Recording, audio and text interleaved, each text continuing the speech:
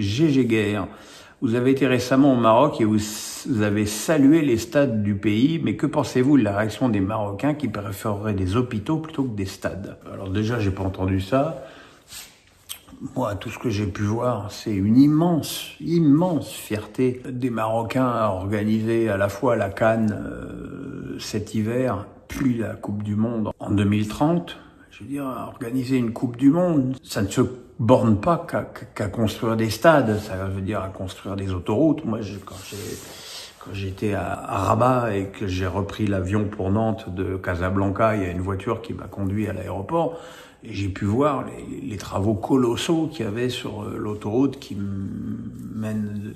va de Rabat à Casa. Bon, il y aura toujours des mecs qui diront oui, oui, le Maroc pourrait être construire des hôpitaux. Je pense que des hôpitaux, il va y en avoir aussi de construits dans l'optique de la Coupe du Monde 2030, parce qu'avec les dizaines de milliers de supporters qui vont affluer, il va aussi falloir qu'il y ait des infrastructures médicales qui puissent accueillir les blessés, les malades, tout ce qui peut se passer. Donc un petit peu de patience. Tu sais, il y a d'autres polémiques. Il y a la polémique aussi comme les chiens errants qui seraient abattus. Lorsque j'étais à Rabat, ils m'ont expliqué au fait que ils avaient ouvert un dispensaire pour les chiens errants, pour les stériliser et les soigner. J'ai malheureusement pas eu le temps d'y aller, mais je me suis bien promis d'aller vous faire découvrir ça lors de mon prochain voyage au Maroc, notamment, normalement pour la fin de la CAN en janvier prochain, si mon genou veut bien me laisser en paix. Alex Penon, il y a quelques semaines, tu confiais avoir changé l'ordre de tes questions, de tes face à Pierrot, commençant dorénavant par Twitch, YouTube et Facebook, avant de finir par X, afin de changer l'ordre des participants en lien avec le nombre de vues plus important de tes premières vidéos. Ne penses-tu pas qu'il serait judicieux d'effectuer une rotation sur l'ordre des sélections des questions, afin de ne pas avoir toujours les mêmes noms au début et à la fin, et ainsi inciter les participants à visionner toutes les vidéos? Vous me faites rire. J'ai toujours des commentaires genre voilà Alex Nissa, Alex Penon, tu en fais partie, François Bréhin, Yvous. Bon, c'est vrai que j'ai des contributeurs. Alors toi en plus Alex, je vois que tu envoies tes questions sur différents supports pour être bien sûr que tes questions soient prises. Vous me faites rire et en même temps vous me flattez. Je pose pas de questions sur Twitch. C'est YouTube, Facebook et X. Et effectivement, ces dernières semaines, j'ai pris l'habitude de commencer par YouTube, mais effectivement, écoute, je note ta question et la semaine prochaine, je te promets, commencerai avec X. Voilà. Johnny Demar, on sait que Gonzalo Ramos n'est pas ton joueur préféré, pourtant il vient d'établir un record en marquant pour la 18e fois en tant que remplaçant lors de son 100e match. Ce qui en fait le joker le plus décisif de l'histoire du club. Face à cette efficacité chiffrée, le considères-tu comme un joueur banal ou doit-on reconnaître qu'il est un joker de luxe? Stratégiquement, le PSG a-t-il eu raison de l'acheter et doit-il le conserver ou chercher à le vendre lors du prochain mercato? Alors déjà, je pense que la logique du PSG, vu l'étroitesse de son effectif, n'est certainement pas de vendre un joueur, que ce soit Ramos ou un autre. Moi, j'ai toujours du mal avec le fait de payer un mec 80 bars pour qu'il soit joker de luxe, même si effectivement, il faut reconnaître que quand il est remplaçant, il est extrêmement efficace parce qu'il arrive dans des matchs où les défenses adverses sont usées, fatiguées, mais force est de reconnaître qu'à chaque fois qu'il est titulaire, il est catastrophique. Et je pense que quand t'as payé un joueur ce prix-là, c'est pas normal. C'est pas normal. Je pense que il faut lui reconnaître que il lâche pas, qu'il est motivé, qu'il se bagarre. Mais le jeu du PSG ne lui convient pas parce que c'est pas un jeu où on déborde et on centre, et il n'a pas la finesse tactique ni le champ d'action physique pour apporter quelque chose à ce club. Maintenant, tant qu'il y aura un marque des buts en tant que remplaçant, j'ai envie de te dire pourquoi pas. Hein. Johnny Domar. La déclaration de Samir Nasri selon laquelle il y a une division d'écart entre le PSG et l'OM a fait beaucoup de bruit. Les supporters marseillais se sont peut-être enflammés en voyant leur équipe un temps première, mais la réalité est-elle plus dure?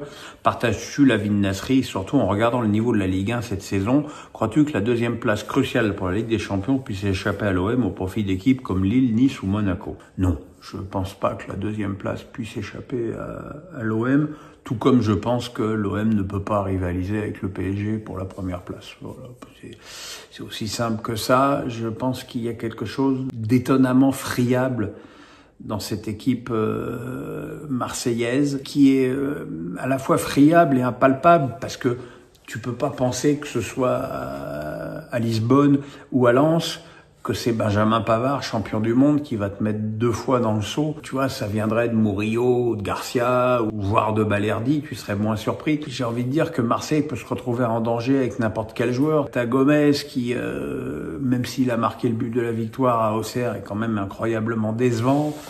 T'as O'Reilly et Vermeuren qui peinent quand même maintenant à trouver une place au milieu, et puis devant, j'ai envie de dire que Aubameyang est trop vieux et que Vaz est trop jeune, et que l'efficacité offensive de l'OM, elle dépend quand même essentiellement de Greenwood et probablement de Gouiri quand il sera de retour. C'est-à-dire que comme tous les ans, on a l'impression que Marseille a fait un recrutement incroyable, et puis au bout de quelques matchs, on se dit qu'il y a des trous dans cette équipe. Maintenant, on verra ce que feront Longoria et Benassia à la fin de la saison, mais c'est vrai que c'est toujours, c'est même un petit peu décevant, et qu'à force, bon, après, il y a la com de Zerbi que je trouve toujours, enfin, je sais pas, je trouve que sa façon de communiquer n'est pas bonne, qu'il est toujours ou dans la panique, ou dans le fatalisme, ou dans l'agressivité. Enfin, je trouve qu'il a du mal à doser son discours.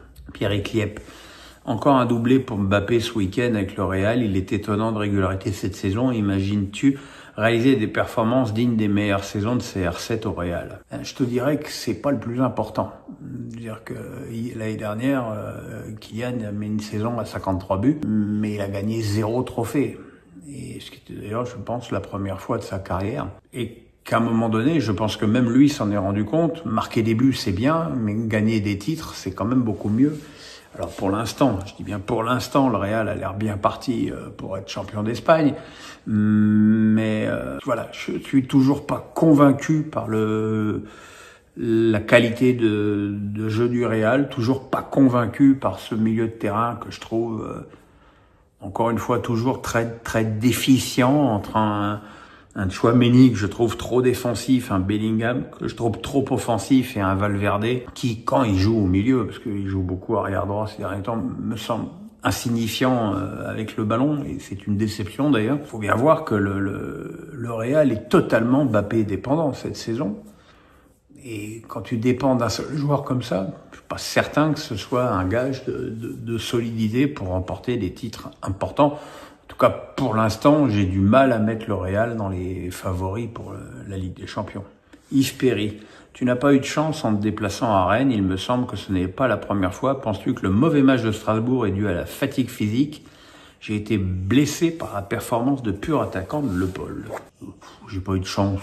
Tu sais, bon, je supporte Strasbourg, mais enfin, faites-moi la grâce de croire que j'ai quand même suffisamment de recul par rapport aux choses du football pour pouvoir apprécier un match. Moi, j'ai vu un bon match, parce que même si Strasbourg a été extrêmement déficient dans les deux surfaces, que ce soit défensivement ou offensivement, en termes de jeu et de qualité de jeu, j'ai trouvé que Strasbourg était tout à fait au niveau, et qui sont tombés sur une équipe de Rennes qui a enfin mis l'impact nécessaire pour remporter un match, et qui avait des bons joueurs et une qualité de jeu qui m'a semblé en net progrès, avec effectivement Esteban Le Paul, qui de toute façon, dès qu'il voit Strasbourg, voit l'odeur du sang, parce que il en a quand même à 7 buts en 4 matchs, 4 avec Angers l'année dernière, 3 sur ce match.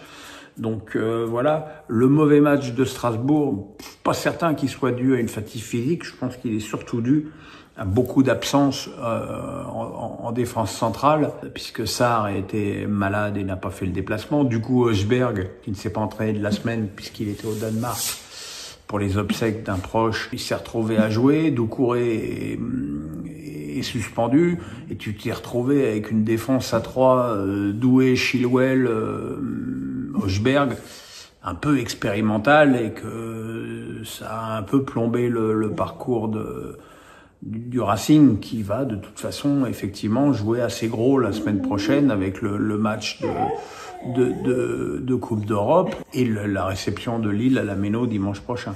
Alexandre Nadalojo. Je trouve Beidou très intéressant, excellent défenseur, et qu'en plus un excellent jeu de tête qui en fait un véritable atout sur coup de pied arrêté pour les Lensois. Ton avis sur Beidou? Ouais, je suis d'accord. C'est une excellente recrue, on le sait.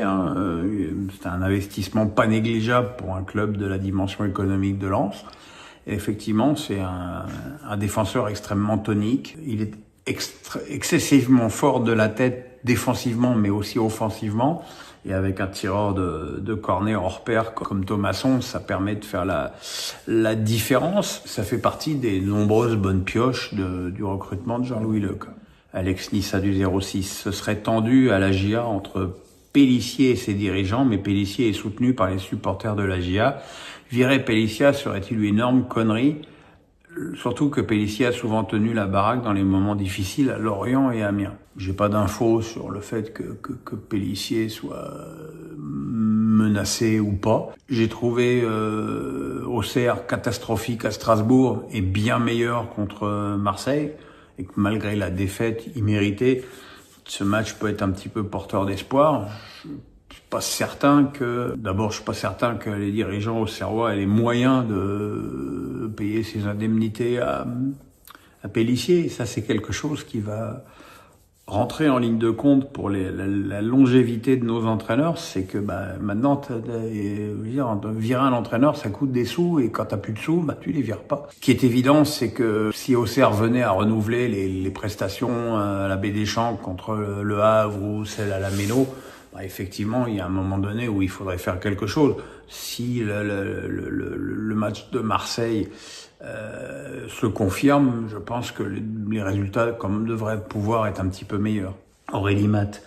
As-tu regardé les derniers matchs des Bleus? Si oui, penses-tu qu'elles peuvent avoir des regrets face à l'Allemagne sur le deuxième match? Mais le problème, c'est que les Bleus, elles ont toujours des regrets. S'il y a bien une équipe qui a un plafond de verre, c'est bien l'équipe de France féminine, qui jamais ne parvient à franchir les étapes cruciales pour aller essayer d'obtenir un titre. On a déjà gâché énormément de très grosses générations, la génération Le Sommer, Nessib, Abidi, Bonpastor, Renard. C'était quand même une équipe d'un très haut niveau, et là elles n'ont pas gagné. Et puis là, je trouve qu'il y a toujours des histoires, il y a des joueuses qui, du jour au lendemain, décident d'arrêter l'équipe de France. Moi, faut toujours m'expliquer pourquoi Wendy Renard est exclue de cette équipe. Voilà, c'est des choses que je ne comprends pas, que je ne m'explique pas, et finalement, c'est assez lassant. Voir mois après mois, année après année, les mêmes problèmes permanents avec cette équipe de France féminine qui est un petit peu désespérante.